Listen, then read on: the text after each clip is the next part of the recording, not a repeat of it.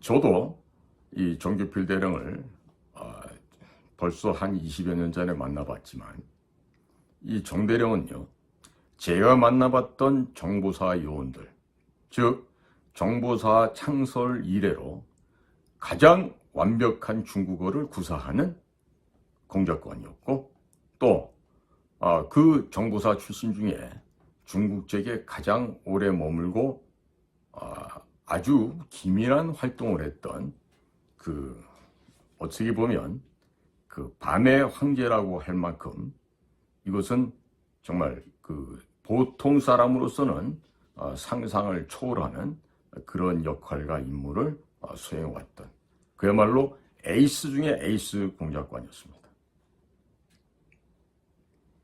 자, 원래 정보사라는 조직이 일단 침투 계획을 세운다고 했을 때 이들은 정말 가는 계획만 세우고 돌아오는 계획은 없는 이런 일본이 2차 대전 말기에 감행했던 카미카제, 자산 폭탈 테러와 같이 그런 훈련도 받고 또 그 훈련을 실제적으로 실전에서 그대로 수행하는 그 조직이 바로 이 정보사령부 특수공작부대입니다. 이들은 제네바 협약에 보호도 받을 수가 없는 특수신분들이에요. 그야말로 정보사령부의 모든 것이 그렇다는 게 아니고 이 공작부대 요원들은요, 국가를 위해서 그들의 개인의 목숨을 걸고 하는 임무입니다. 저도 우리 정보사 요원들하고 같이 동행하면서 그 훈련을 받고 했을 때 대원들 중에 한 사람이 하는 이야기를 지금도 잊지 못하는 부분이 있어요. 뭐냐? 한 번만, 단 한 번의 기회만 주십시오. 가서 김일성, 김정일이 저 북한 수괴들의 목을 따겠습니다. 저는 거기서 잡혀서 죽어도 좋지만 반드시 적의 수괴인 김정일의 목을 따서 올 테니 선생님, 우리와 함께 그 일을 합시다. 이러한 제안을 할 정도로 거기에 있는 요원들은 엄청난 육체적인 고통을 이겨낸 인간의 화신들이었고, 또 정신력에 있어서도 웬만한 도사급을 넘어설 만큼 인격 도야와 수련이 되어 있는 그러한 참된 군인이자 참된 요원들이었다는 것을 저는 현장에서 직접 겪어봤습니다. 일례를 들면 정보사에서는요, 다양한 화기를 가지고 사격을 합니다.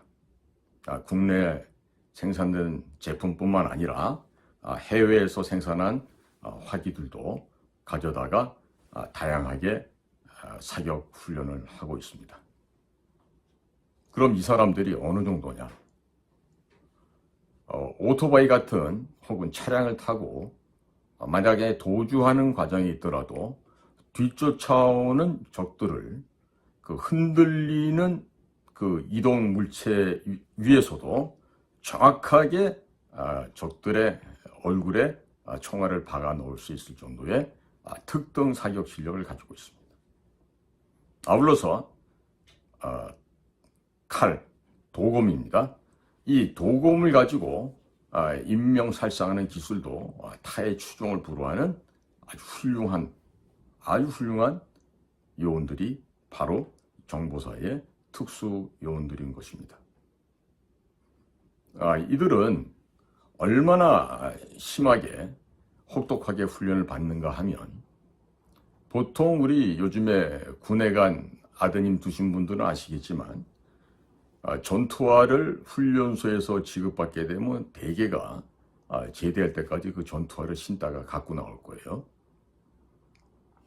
우리 정보부대 요원들은요, 1년에 그런 전투화를 최소 10컬레 이상을 떨어뜨립니다. 그건 뭘 의미합니까?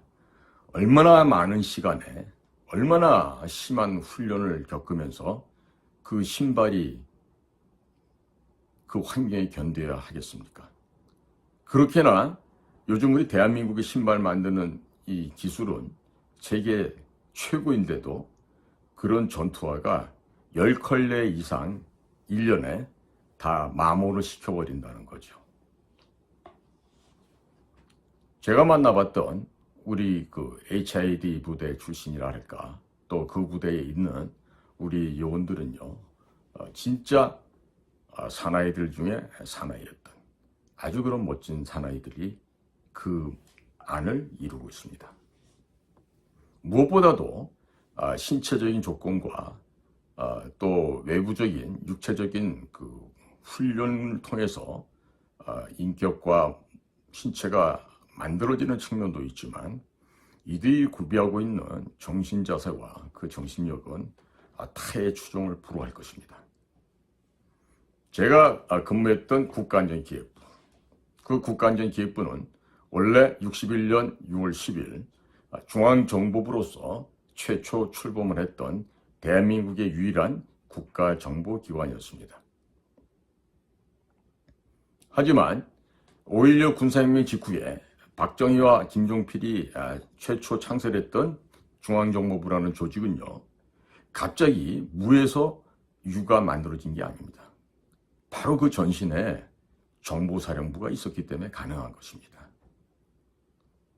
족보를 따지자면 중앙정보부 앞쪽에 국군정보사령부가 있었고, 그 가운데 특히 우리가 육군정보사령부라는 조직은요, 그야말로 찬연히 빛나는 우리 그 위대한 업적들이 여러 개가 있는데, 그 시절의 선배들께서는 북한 지역에 있었던 서북청년단, 그다음에 9월산 유격대, 그와 같이 정말 지하 활동, 유격 활동에 전념했던 열혈 청년들과 애국자들이 모여서 조직되었던 무장 조직 단체들이었습니다.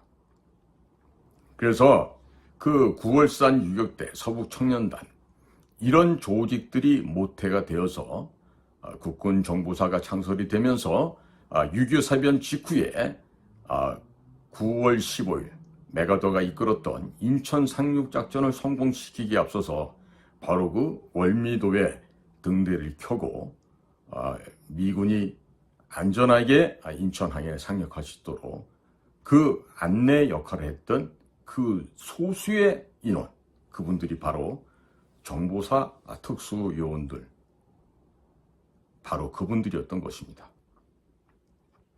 이름도 없이 산화해간 수많은 호국 영령들은 지금도 구천을 떠돌고 있지 않을까 저는 아직도 염려가 되지만, 그래도 지난 가을에는 우리 정규필 대령이 주관했던 전물 호국 영령 전물장병 위령제를 국민묘지에서 하면서 잠시나마 마음과 정신과 뜻을 가다듬을 수가 있었습니다. 제가 최근에 정규필 대령을 만난 게 2020년도 봄이었는데, 너무나 그 수척하게 변해버린 정대령의 모습을 보면서 적잖이 놀랐고, 그 이후에 다시 한번 만나자라고 약속을 하고서는 그러지 못하고 2년이라는 세월이 흘렀습니다. 그것은 2022년도 8월에 코로나로 인해서 양성인지 음성인지 올바른 판정은 없는 상황 속에서 수용소로 강제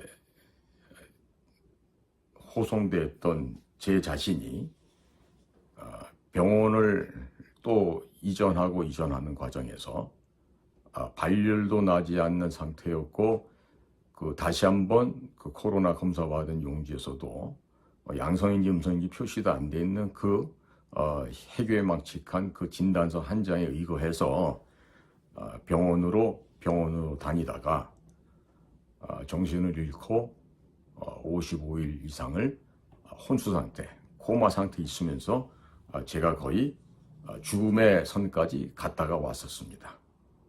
그리고 8월 달에 들어간 제가 눈을 뜬 거는 10월 중순이었고, 그 이후에 회복하려는 노력과 노력을 통해서 드디어 11월 달에 가족을 처음 상봉하게 되고 그해 연말까지 병원 신세를 졌지만 당시에는 저는 일어나 앉을 수도 서서 걸을 수도 없는 그러한 처참한 몰골로 전락을 했었습니다.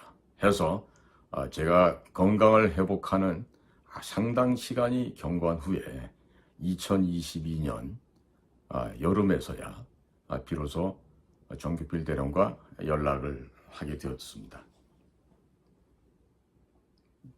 만나서 반갑다는 인사를 정대령이 저한테 이렇게 합니다. 야, 너는 세상을 잘못 살았는지 저승사자도 네가 더럽고 추접해서 안 데리고 갔던 모양이구나. 어쨌든 살아와서 참으로 반갑구나 하면서 사나이들 간에 그 뜨거운 재회를 포옹을 한번 했습니다. 그리고 난 후에도 자주 만나보지 못했지만 이 정규필 대령의 기가 막힌 사연이 월간조선을 통해서 온 세상에 공개되게 되었습니다.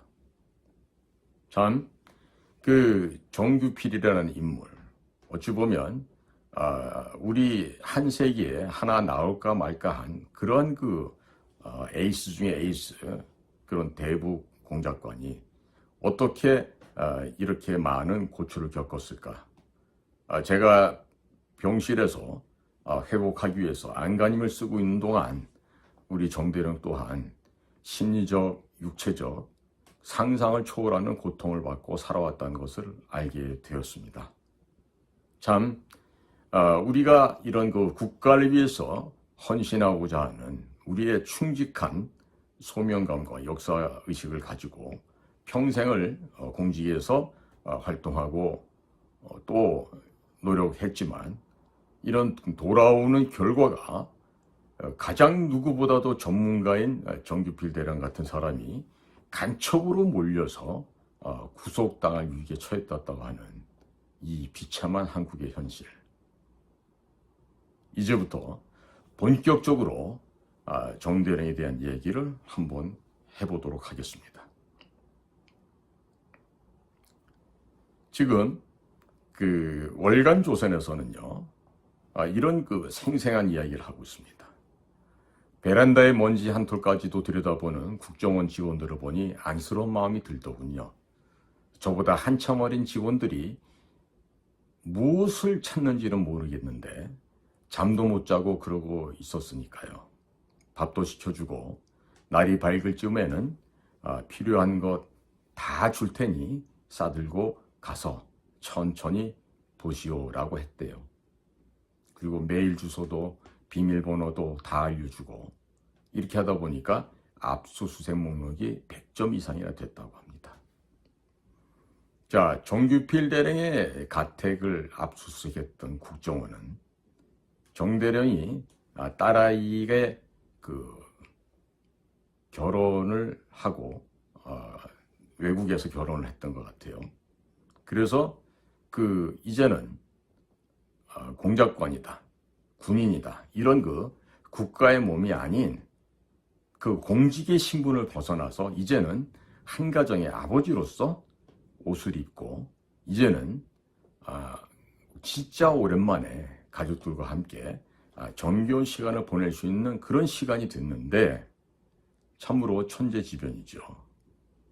이 타국에 있는 딸을 만나고 돌아온 날이 바로 2019년 5월 14일이었는데 바로 그 다음날 이 시차 적응도 안 된 상태에서 갑작스럽게 국정원 직원들이 들이닥쳤다고 합니다.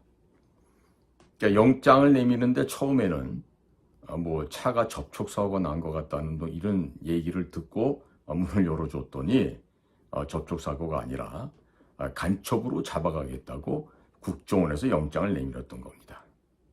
자, 아침에 잠도 제대로 안 깬 상태에서 경황도 없는 상황에 제대로 된 압수수색 영장을 읽어볼 새도 없었다고 합니다.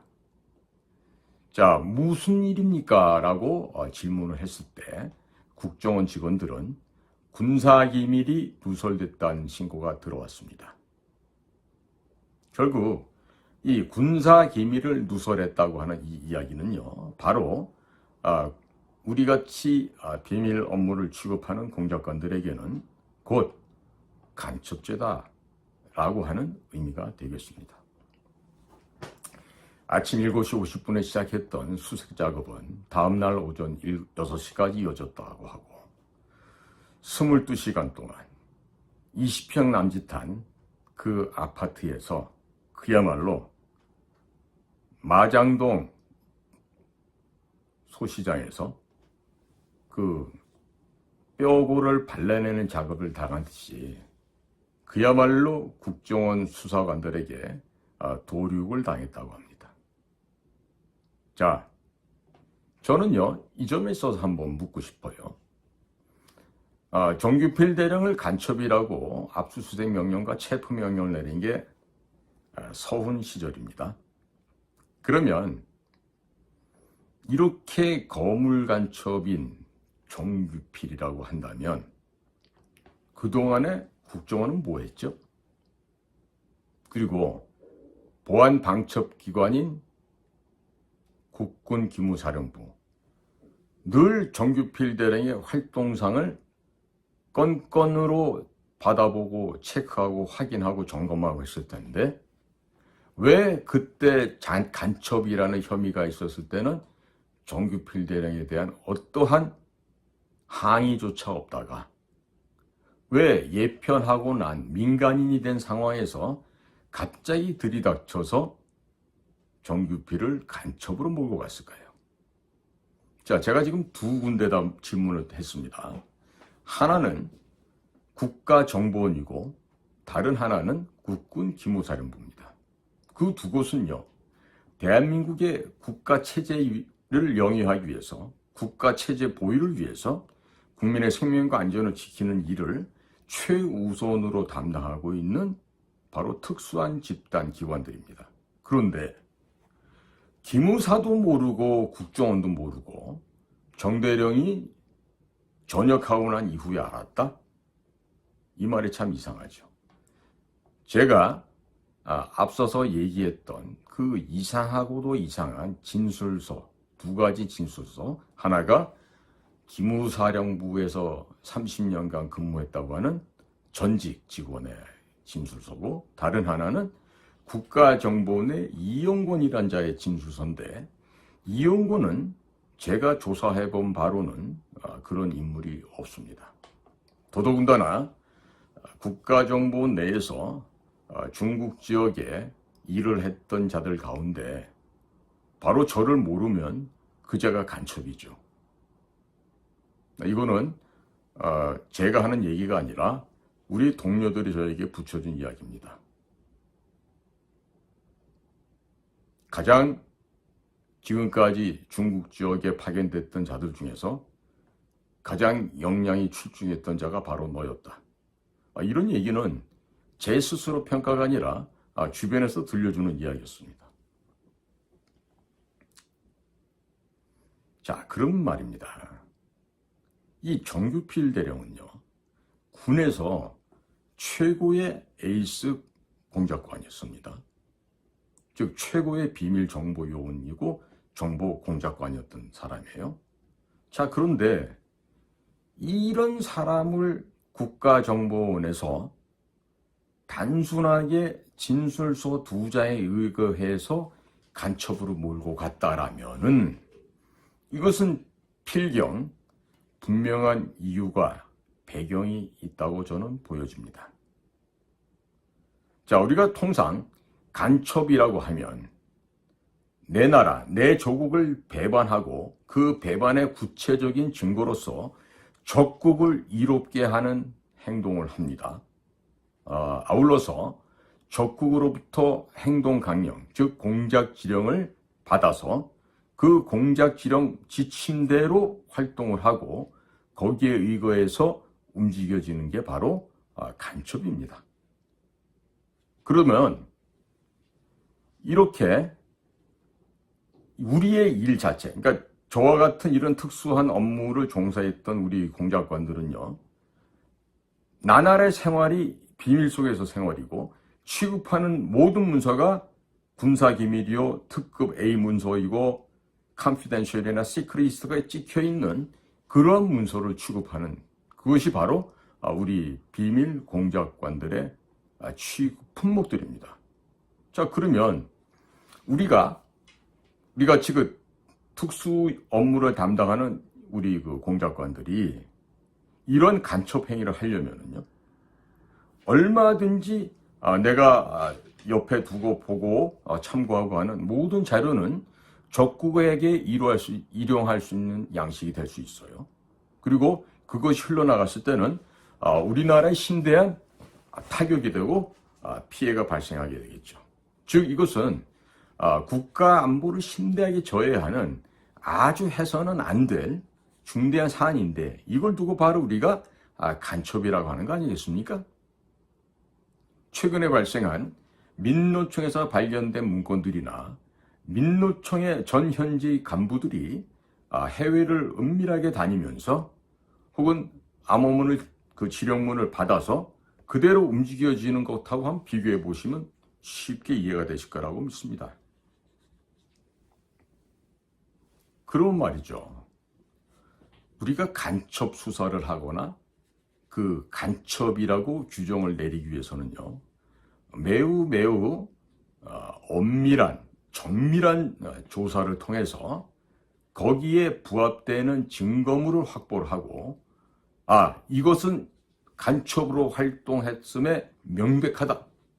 뭐 100%가 아니라 이거는 1000% 확실한 증거물이다. 이런 증거 자료들이 같이 나와야 됩니다. 그런데 그런 거 하나 없이 정규필 대령은 간첩으로 내몰렸던 겁니다. 2022년 7월에 1차 판결에 벌써 아직 유죄로 나왔는데요. 그 1차 재판에서도요, 간첩죄는 이미 검찰도 기소 취하를 해서 간첩으로 내몰 수가 없게 되었어요. 자, 그리고 났을 때 이 정대령에 대해서 지금 씌운 혐의는요, 군사기밀 누설죄라는 걸 갖다 제목을 별건 수사로 집어넣은 겁니다. 자, 그러면 시작에서는 민감한 출처로부터 입수한 그 근거에 따라서 간첩으로 구속 기소하겠다라고 했던 서슬이 펄했던 국가정보원이 이제 와서는 그 간첩에 대한 그 기소조차도 하지 못하는 검찰들로부터 취하를 당했다 그럽니다. 그러니까 어떻게 해서든지 이 정보사 에이스 공작관을 욕을 보이고 그 개인을 파멸시킴으로 인해서 우리의 대북 공작 역량을 없애려고 했던 것인데, 자, 이러한 그 국가정보원의 그 분명치 못하고 이런 그 정정당당하지 못한 이런 태도에서 저는 필경, 거기에 대해서는 상부의 지시가 있었다. 저는 이렇게 판단하고 있습니다. 당시 상부의 지시랑 다른 게 아닙니다. 서훈입니다.